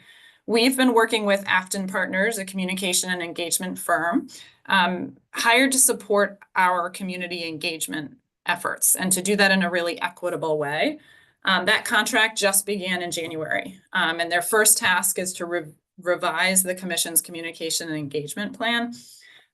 They have met with the communication and engagement subcommittee to get input on those revisions, and that they will present their revised plan to the full commission on the 17th. While the revised plan is something that'll be presented in a week, and I don't want to get ahead of that, I do think one element of our subcommittee meeting is important to highlight today. We discussed the importance of utilizing an equity impact assessment during the development of any policy recommendations. Afton Partners shared a tool, but our own Office of Racial Equity in Vermont has a tool. I think you all are familiar with it. Regardless of the method, this real-time analysis of proposals is critical in order to address the commission's pillar of equity. It's also a way to center voices that are not sitting at our tables as we make recommendations. And the commission does not believe that this has occurred yet. So we believe that that work is really important. And we also acknowledge that that work takes time. And the question really becomes, will the commission be allowed the time to do that well? What's clear to the commission is, to do transformative policy work, the approach needs to be recursive. We have to gather data, input, react to that data, reflect on it, adjust our proposal, and repeat the process. This is human-centered design for policy development, and the commission is poised to do this work if the legislature continues to ask us to do that. And I would just sort of end with a bit of an editorial aside. As a longtime policy observer in this sphere, public education is one of the few institutions left with an express purpose of serving all students. We don't have wait lists. We don't have entrance criteria based on whether someone's a good fit. We serve all the kids that come through our doors. I also understand that arguably right now, we're not serving all students well. We have a commitment to equity of opportunity, but big disparities in how we provide and fund education. We have schools with a lot of staff and decreasing numbers of students, but we're not organizing ourselves to use that staff in the best way possible. So we know we need strategic and bold changes, to use that someone else's word, to realize that vision. And I say that because I think the commission has, we get a lot of feedback. Right now, we're getting a lot of feedback from the public worried about the proposals on the table and hoping the commission will be able to react and respond. But we also get feedback that we're not moving fast enough. And I think it's important to reiterate that the commission does believe change needs to happen. We want to make sure that it's the right change. And I would just go back to kind of how you kicked it off, which is it would be helpful for the legislature to affirm that it still needs and wants the commission to do this work.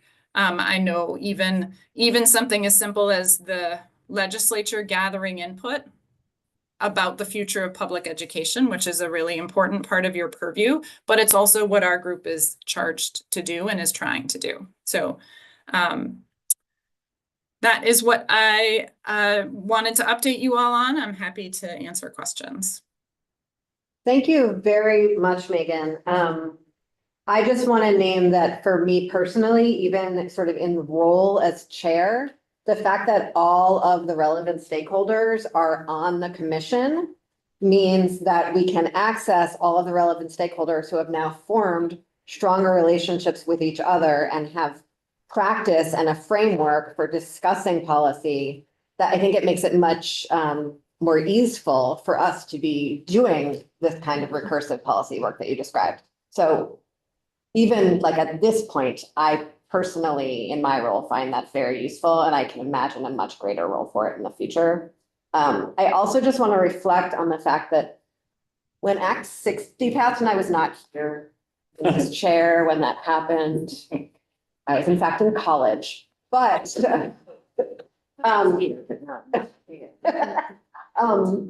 these chairs might have actually been in this room at that point. They were.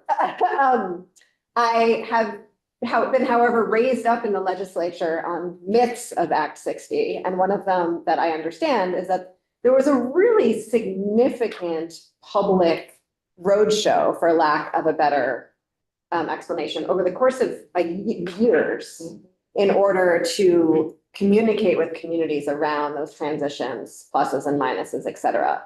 And so the explicit communications role that you're talking about, not to sell something, but to hear what is needed, where challenges lie, where things need to be solved, real that on the ground feedback, I think will be tremendously impactful as we take these next steps. And the last thing that I would share, and I would, welcome the committees also to jump in on this, is that likely a very significant piece of legislation leaving here in, April, May, June, July. The last one's a joke. Sometime this year. Will have implementation dates further in the future, dates certain where more micro decisions need to be made. And a body outside of ourselves will likely need to be involved in that. And the fact that you all are there and likely available for that, again, sort of to use your word, that recursive work of reporting back to us so we can make those decisions at those dates certain, I imagine to be incredible, like an essential part of us being able to pass something significant this year. Because there's no way we can make all the decisions this year. We're gonna have to be able to make decisions about decisions this year. So I really appreciate your work and the really significant amount of time a whole lot of very skilled professionals have put into sitting on that, including our own Senator Cummings. Thank you. Not made the last 2 meetings, so. You don't have to tell us. I just wanted a really quick response to that, and I appreciate that. And, the commission remains willing. So if the legislature were to say, here is the thing we would like you all to respond to or conduct these equity assessments on, or maybe it's more than one thing. But that will only help us organize ourselves and also help you and be productive. So we are trying to navigate through in a way that we feel is useful, we will also take direction, and in fact, that direction would help us. I think part of the problem is we are the money committees. We aren't making the decision on the governance. And so until some of those, we have the big proposal. But there's committees in both bodies are working, I think, to scale down the big proposal from everything I've heard. And we're waiting to figure out what we're going to be funding, and what we're going to fund this year and how we're going to fund it. So we're all kind of in a holding pattern. It took a long time, and we still don't have, at least I haven't heard, a transition plan. How do we move from here to there? And so once we start to get actual proposals from legislative committees, then it will be a lot easier to ask you to give us feedback on something we might actually be considering. Because I don't know that the 9 districts is being seriously considered anywhere.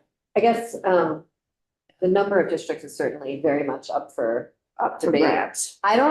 It doesn't feel to me yet that we're scaling back proposals. I would describe it more stretching out proposals into a couple more years. Yeah, so we're still in a very formative phase here.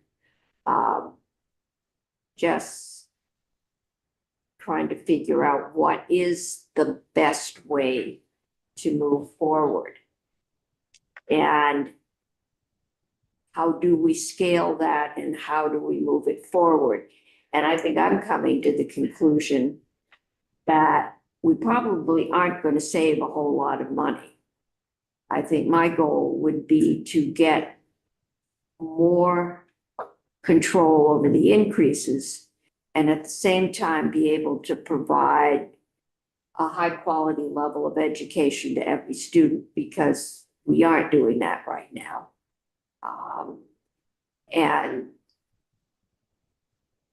But it's at one level being sold as we're going to save hundreds of millions of dollars. I don't know. I know if we have to build, and I'm sure we will have to build or repair. We got the school construction bill today in my committee. And on my morning committee, we're working on health insurance. And we know that that cost has to get brought under control, not just for the schools, but for everyone. Because anything, our healthcare system is in as much financial crisis as our education system. And we need to deal with both of them at the same time. And we won't throw housing into the mix, but it's there too. So there are a lot of challenges out there, and to have any group working as a think tank as to what would work at this point, I think would be very helpful to give us input. Because we're in our little goldfish bowl. Representative Burkhardt? I just want to say thank you, Megan, for all the work that the commission has put in. I, as a new legislator, tried to get up to speed on a lot of the issues that we're now working on by watching your meetings, over the summer and all the way up until really we got busy here and I didn't have time to do that anymore. I guess my question is really more for the chairs. I wasn't here when the commission was originally tasked with this mission. I just would like to understand better the mechanism for giving them direction. Does that have to be done formally? How does that work to actually sort of shift or give them more guidance on what we would like them to do? Because I do think, as Senator Cummings said, this is a very valuable tool or think tank that we have. And I wouldn't want us to move away from it, but I just want to make sure that there's a mechanism to give them clear direction on where we would like to go. They have a fairly broad charge, but it is also a specific broad charge. So we can I don't know if this is an informal atmosphere, but we can offer guidance in this format that I imagine will be taken seriously. And there's probably an edge where we're coming up against their ability to meet their formal deliverables, at which point we would need to revise statute. But both of those things are possible, and I think a balancing act. I imagine that the final education bill will have some changes to their charge. But I think we can do lots before that passes. Does that feel comfortable to you, Megan? Do you want to? Yeah, it absolutely does. And I would say, to the extent that, obviously, I don't want to put ourselves in a position where we don't meet our legislative requirements. However, our charge is so broad that you helping us prioritize our work in the short term, it's not going to be time wasted. It's going to be connected to something we need to report out on anyway. You know, some of the things that are more challenging in our timeline is sort of like, we need to go through a formal public comment process according to the legislation that has to kick off on October 1st on proposed language and recommendations. And because we intend to do so much engagement, it would be helpful to have that sort of very concrete timeline adjusted. That's for your future conversation. I would just reiterate, we will and would welcome direction that is more informal, because again, it's going to fit somewhere into the long list of things that we are asked to do anyway. So I don't think we're, in fact, we're spinning our wheels more when we don't have that direction. So. Thank you. Thank you so much, Megan. This is Senator Gulick, and that was a great presentation. Really useful and helpful. I want to piggyback on what Senator Cummings said a little bit. We spend the whole day together, and it's wonderful. And in the morning in health and welfare, it's interesting because there are so many correlations between the two systems, but we are contemplating doing the exact thing that we have with the commission. In other words, we are trying to figure out a way to sort of react immediately to healthcare costs while also putting in place a long-term plan with a kind of commission that brings everyone to the table, hospital executives, the Green Mountain Care Board, you know, the DEVA, all of various agencies, so that they can work together with all of their disparate lenses and, you know, interests and so on to come up with a long-term plan for healthcare in Vermont. And I sort of see you as that, you know, sort of a similar kind of body or group that will work on long-term planning. So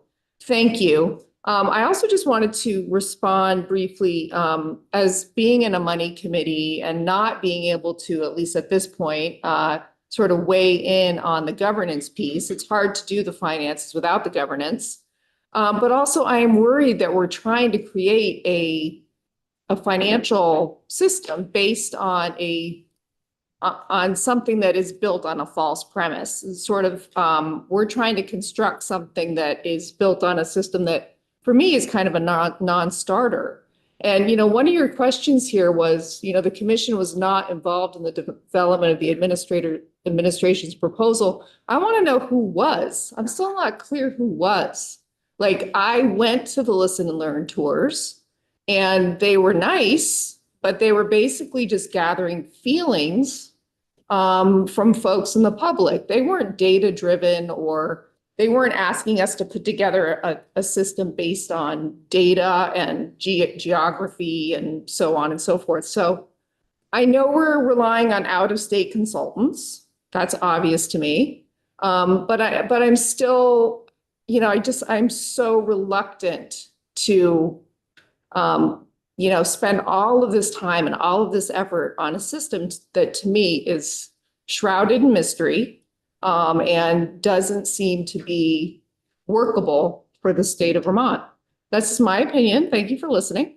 So I guess my point is, I hope we can keep you around. I think you've got work to do for a long-term vision. And I love that we've got all of the stakeholders, or many of the stakeholders, around the table. I think that's critically important. And I will leave it at that. Thank you. And let us know how we can help you. Thank you, Thank you. Megan. This is kind of a specific comment to one of your concerns. And again, I know you had reiterated that you didn't actually look completely at the formula, but when you're talking about a adjustment in the foundation formula annually, inflator, there is a proposal that uses a annual adjustment based on the New England economic projections, and I don't know that much about it, but is that, are you familiar with that? And do you think that's not sufficient, or is it sufficient? Yeah, it's a great question, and here's what I would say, but my caveat is that the detail behind that wasn't available to the commission. So right now I'm basing this on my read of the proposed language. And the first thing that I think is the most obvious around using CPI as the inflator is that CPI doesn't keep pace with our healthcare increases. And if healthcare and staffing is a large percentage of our school budgets and would remain so even under a foundation formula, then that particular inflator, while at least there is an inflator, it doesn't keep pace with other costs that are uncontrolled. So that is a very simple, sort of answer based on that. These are the types of things that we would continue to need to look at, whatever the we is in that statement, commission, the legislature, but that would be my first answer. And the commission talked about it in the context that other states, when switching to foundation formulas, who haven't adequately addressed that, when times get tight, foundation formulas shrink. And frankly, that's actually what prompted the Brigham decision, is because the foundation got low enough that everyone was needing to compensate. Right. So Vermont has experienced this too. Thank you. We did have an inflator in place originally in Act 60, and until a few years ago, there was a general fund transfer required, and there was an inflator, and I don't remember what it was based on, but it was based on the education kinds of costs. It wasn't just the general. So there is one out there that worked for probably 10 years. And there is a really fun presentation from AFO about various inflators. But I think you'll find that there is significance, at least across the hall from my room. There was significant consternation during the last economic downturn that everything else in the state was being significantly cut back except education. So it's how you find that balance, or do you? Representative Bodie? Two things. The school boards don't, not the board correctly classified last Friday about changes to how the wording might be regarding negotiating healthcare benefits. And we have not taken that up. So maybe it's something the commission wants to come with a recommendation back. And second of all, since it's not in the hands of the school boards to negotiate this, I understand that they are doing it through the SBA. But that is different from being on the local level. So maybe the general fund needs to pick up any more increases in healthcare benefits.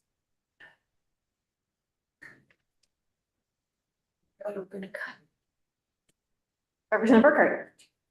If we're just giving sort of our wish list of things, I'd like you to focus on, one of the things that I would love more input on, from the commission is education quality standards, because I feel like there is so much discussion in our committee and in House Ed about governance and about foundation formula specifically. And I feel like all of that needs to be built on this vision of what education quality means to us.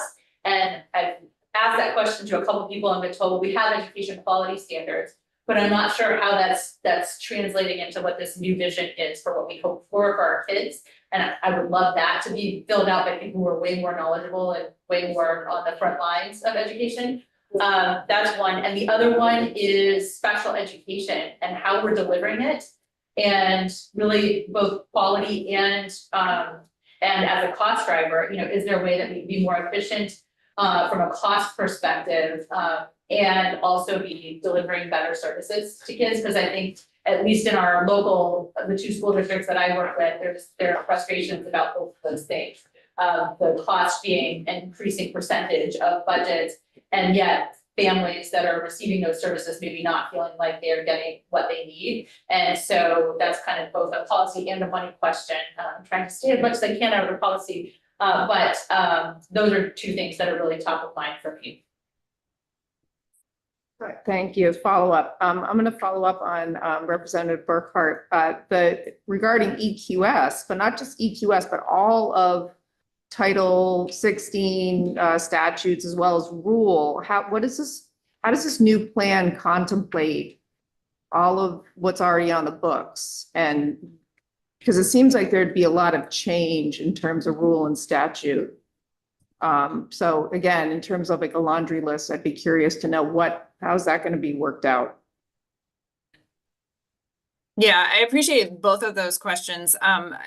I would say the commission has had a little bit of conversation, actually back before the preliminary report, and then frankly dropped the conversation because it became focused on that December short-term report. But it was about, is our definition of quality in Vermont embedded in the EQS? And many argue that it is, and we didn't really take that conversation as far as we need to at that time. So I think that's helpful feedback. And the piece about special education, with my non-commission hat, I have lots of thoughts about evidence-based practices in special education and ways to deliver those better. And so that's a separate issue, but I would concur that it is part of that picture of both quality and cost drivers. Thank you for this testimony. I really appreciate the written and as well as the verbal. And I really love that you did state multiple times that the commission members are not wishing to maintain the status quo. It seems like we're all in a place where we know we can do things differently and better in Vermont. And I didn't see in your written testimony, but I did hear in your verbal ones, your verbal comments.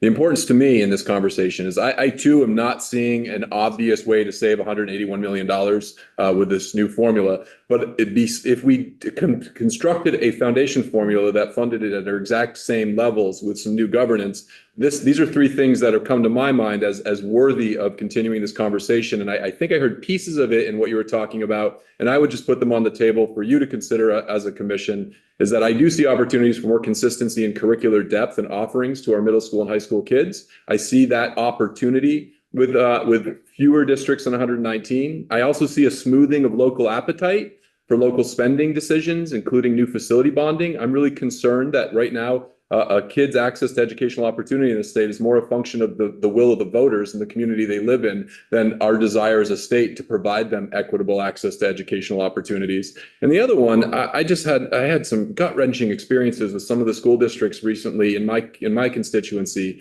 about staffing cuts that they're having to make, and that they have to apply for other positions in other districts that are hiring, and it's just really difficult. So I'm wondering if with new governance, there might be more staffing flexibility for advancement and retention to stay within a more rationally designed district so that there's less having to let people go and having to rehire in another district. I'm wondering if some governance might achieve some of those efficiencies in both staff deployment as well as for advancement opportunities.